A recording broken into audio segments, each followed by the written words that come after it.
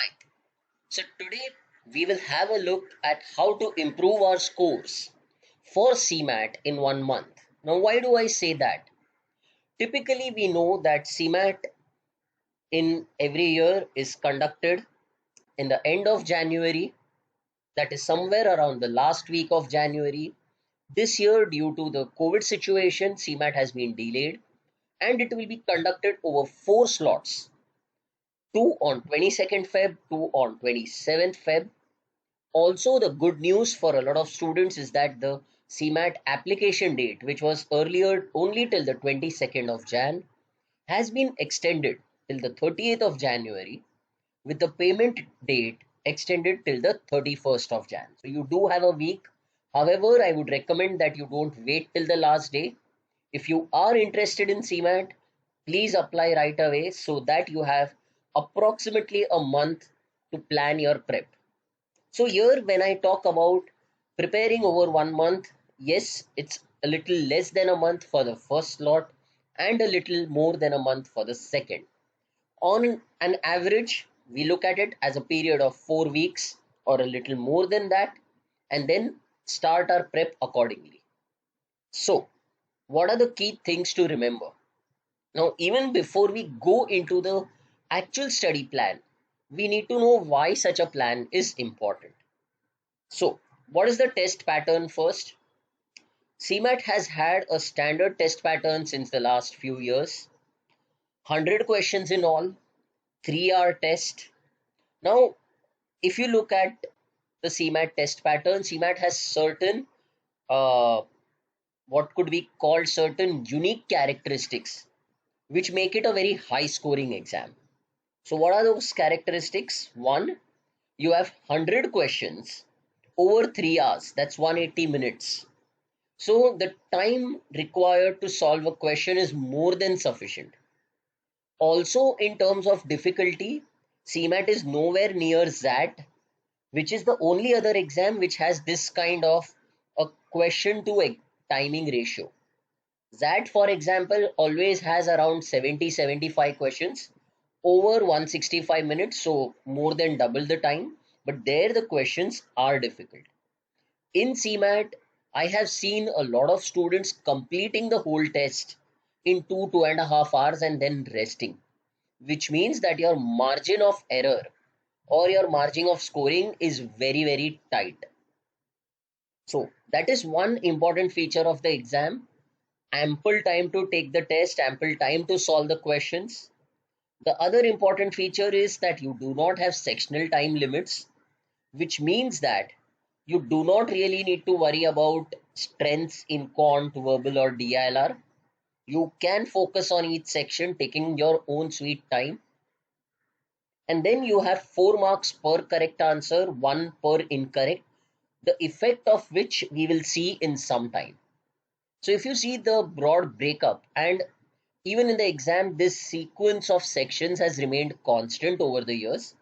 So the first section, which is typically QA with a bit of DI, then we have logical reasoning with a little bit of critical reasoning as well. And then we have VARC followed by GK and current affairs. 25 questions each, standard pattern followed right from the time CMAT was really introduced. Now, why do we need a plan? And this is where this plan is important. A lot of students targeting CMAT would be targeting it for the key exam, which is JBIMS here. So if you are targeting it for JBIMS, then you know that you need a 99.9567, as good as a top rank in CMAT to have a chance of getting into JBIMS through CMAT. So if you want that, what kind of score are you looking at? You are looking at a score of 340 plus or 330 plus out of 400. Now, just to tell you, CMAT 2019, the topper had a score in 370s, somewhere around 372. If you look at 2020, the topper was at 347 or 348. So it's not that these scores are not possible. They are possible, definitely you can achieve them. But as I've been saying all along, the margins tend to be very, very tight. If we go slightly down, you have Goa Institute of Management, but again with a 99.5 plus and a 300, 310 plus target. Now, of course, here the mapping of percentile to marks might change from year to year. So rather than percentile, what I would look at is the marks that I need to score and would keep a buffer of at least 10 marks more. So if you are looking for a Goa Institute, I would aim for a 320 and not a 300.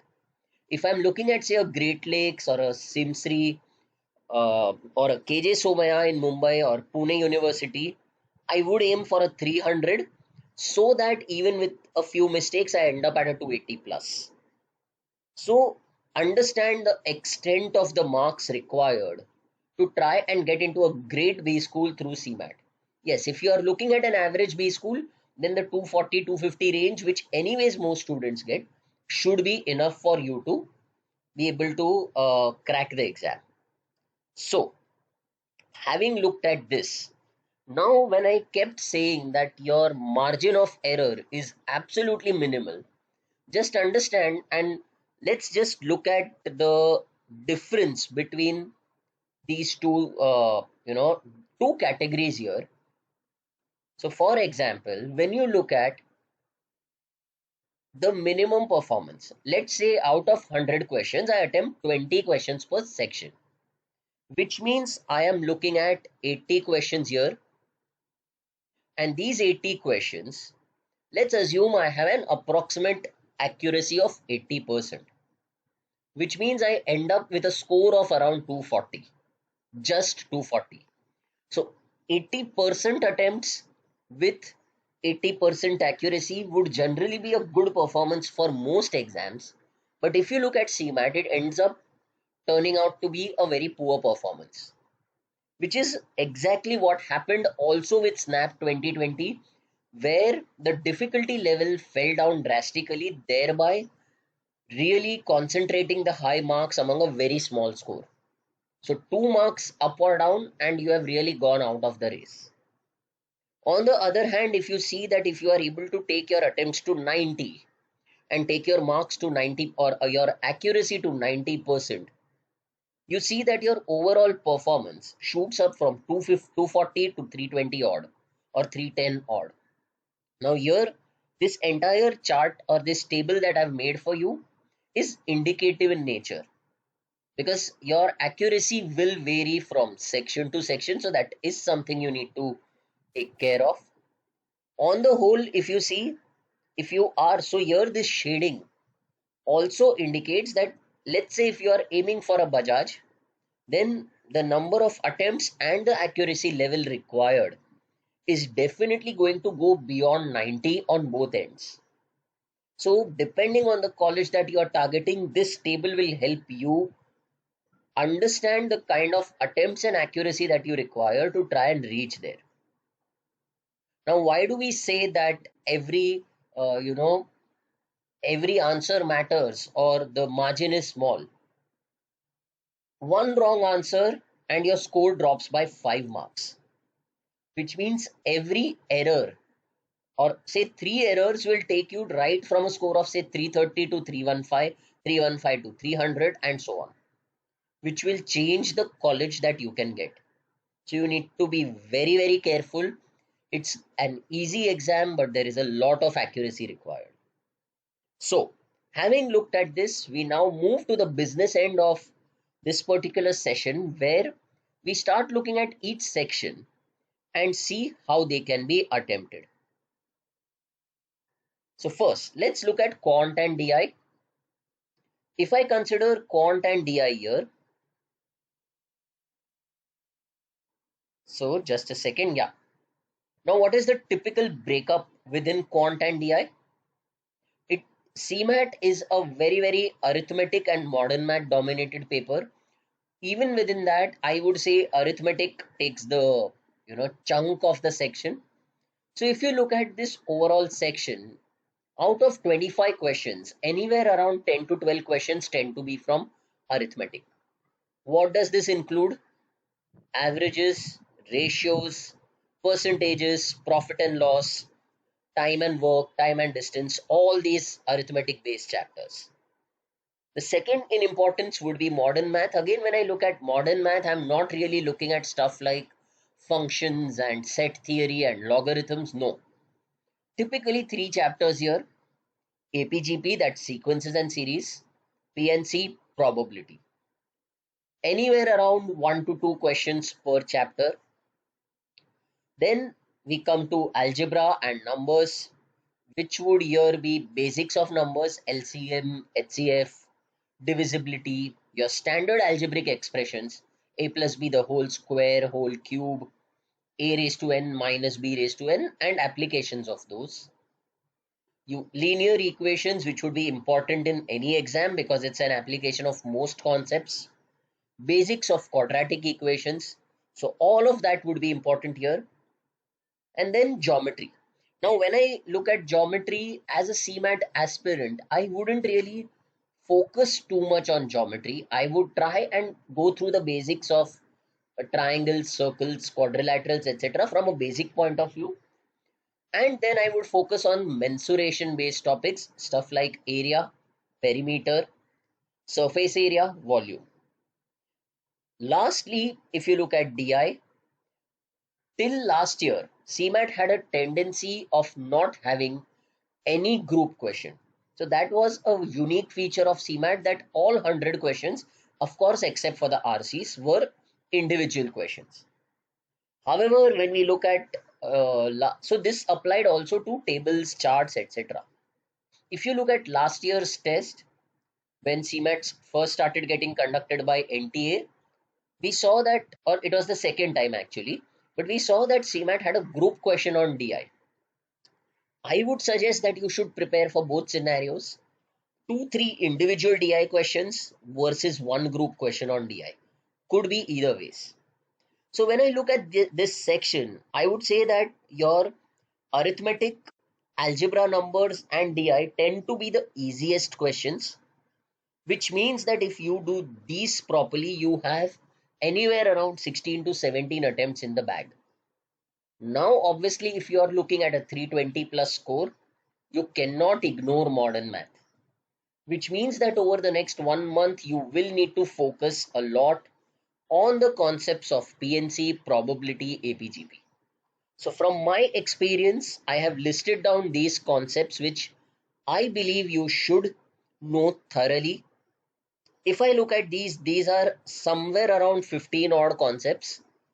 If you consider a period of 1 month, you have more than enough time to practice one concept per day or master it over the given period. So, if you want to get a 2022 plus attempts in Quant DI, go through these, try and practice these to the best of your ability. You should be pretty good in QADI. Let's move on to the next section here, which is LR and critical reasoning. Now, here the challenge with CMAT, just like SNAP, is that there is so much variety that you cannot really say that I have mastered everything. So here, if you look at the breakup, you will see that there are three parts to it. You have typical individual logical reasoning questions, which would be roughly, I would say, anywhere between 16 to 20 or 18 to 20 questions.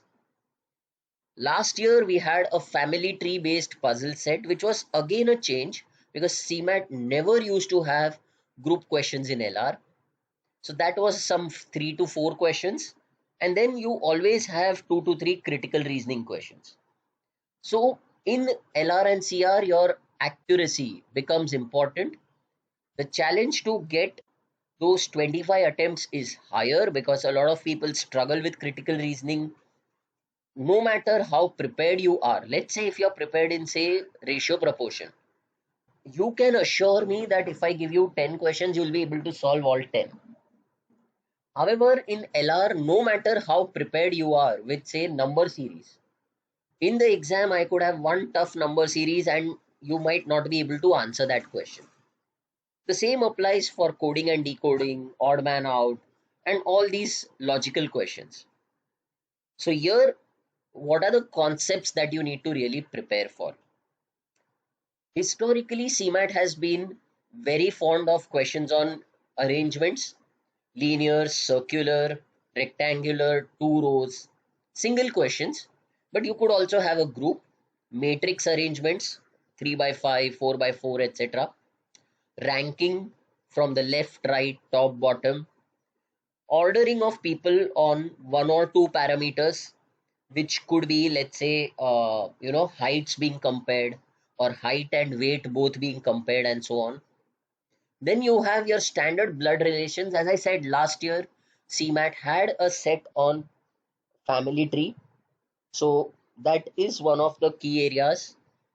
Normal blood relations, family tree, coded relations, directions, and then all kinds of logical puzzles. Now, here I can't really classify logical puzzles because anything that involves logical thinking goes into that. Apart from this, a challenge area really would be all these number, letter, alphanumeric series questions, coding and decoding, which also includes sentence coding, which is of the type, let's say, boy is good is coded as a ba ka, boy plays cricket is coded as ba da fa, whatever. Those kind of questions. Then you have coded mathematical operations where I might say that a hash b implies a plus b the whole square. So I ask you to find the value of an expression. So here, no matter how much you practice, it might not be enough. Now, I'm not trying to scare you here. This is to make you realize that you will have to practice a variety of questions and still keep your eyes open for new and new question types. Apart from this, syllogisms, yes. Now that syllogisms and Venn diagrams are a concept area, so you need to know your concepts there very well. And visual reasoning, which is quite basic. This is not the MHCET level. This will be more a snap level of visual reasoning, so definitely doable. So once again, if you are targeting 20 plus attempts in DILR or LR actually, these will be the areas that you really focus on. Within critical reasoning, and I didn't write this here, but within critical reasoning, course of action, cause and effect, strong and weak arguments, implicit assumptions. These are four areas that I would really practice to try and ensure that my critical reasoning is up to mark. So this gives me the entire data for the LR section. Let's move on to VARC. Now, here if you notice, CMAT has had two structures with respect to RC. Till 2019, they used to have 15 questions on RC, which used to be 3 plus 3 plus 3 plus 6, so 4 passages. And last year they went the other way, they just asked 2 passages, which is 6 questions, which were quite easy, short passages, very readable, and factual data, so pretty easy. The whole focus of CMAT was on vocabulary, meanings, antonyms, word usage, one word substitution, all of that, with a little bit of grammar and a little bit of fill in the blanks, para jumbles, etc. But here you see at least half your paper is vocabulary, which means that if you want to crack CMAT, here you cannot rely only on RC, grammar, fill in the blanks, etc. You need to have a strong vocabulary, which means just like SNAP, you will need to work on a lot of vocab based areas. If you see the important concepts here, synonyms, antonyms, very useful, because not only are they asked directly, what is the meaning, what is the antonym, they are also asked as part of fill in the blanks. So which of these words will best fill the blank, and or there's a phrase or there might be a word and I'll say which of the synonyms of this word will best fill the blank. So you not only need to know the meaning, but you also need to know how it fills the blank in the best possible way. Then there is something called one word substitution, which means I might give you the meaning. For example, I might say uh, a person who hates women, and then the meaning of the one word substitution for that is misogynist. So similar to that, idioms, phrases, meanings, applications, there could be foreign language words. There are typical spelling based questions where I give the same word, let's say exquisite, and write it in four different ways and say which is the correctly spelled word or incorrectly spelled word.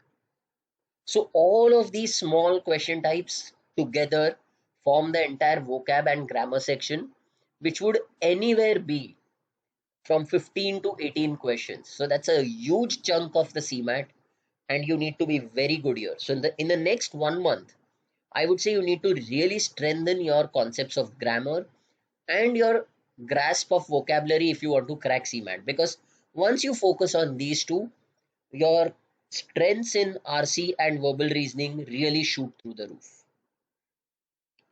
Coming to the last section here, which is GK and current affairs. So here you need to understand CMAT has a very, very peculiar structure. Out of the 25 questions, nearly 20 or anywhere around 18 to 20 questions tend to be pure static GK.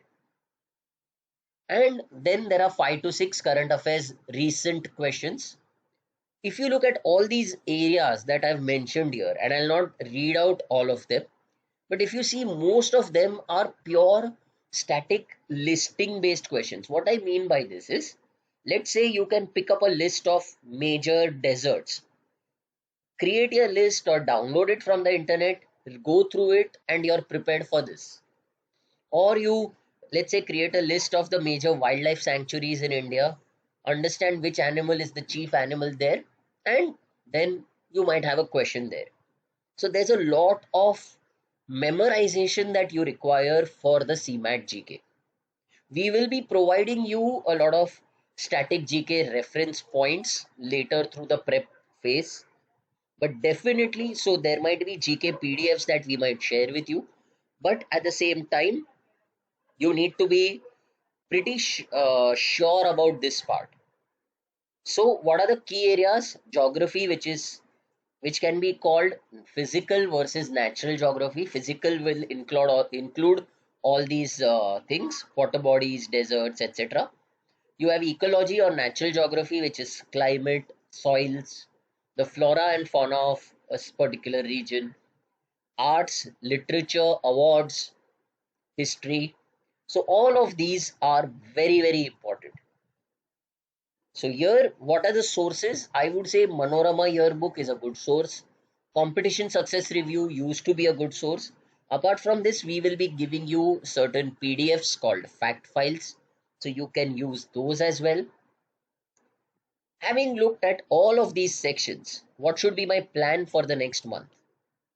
So if I were to be a student right now, I would look at anywhere between 15 to 20 mocks over the next 1 month. And in each week, along with say 3 mocks. So if you have 7 days, I can say alternate mock every alternate day and one set of sectionals. So that makes it a fourth mock. In terms of practice, these are the key areas where I would practice. As I said, arithmetic and modern math for quant, puzzles, series codes, arrangements for LR, and RC vocabulary and grammar for verbal. These would be the areas where I would practice every week. As I mentioned earlier, where do I need to strengthen my concepts? CMAT has a lot of focus on formula based questions, which means that if you know sum of n terms of an AP, you can solve the question. So you need to know your most important formulae, say the top 100 formulae, and be good at applying them. Similarly, revise your grammar, revise your vocabulary, very important. And for GK, as I mentioned earlier, CSR and Manorama are good standard sources, apart from whatever other support we will provide. So lastly, this is a continuation of what we saw earlier, where we had said that every good attempt will increase your score by 4 marks, and then every incorrect question takes it down by 5 marks. So how should you plan your attempts?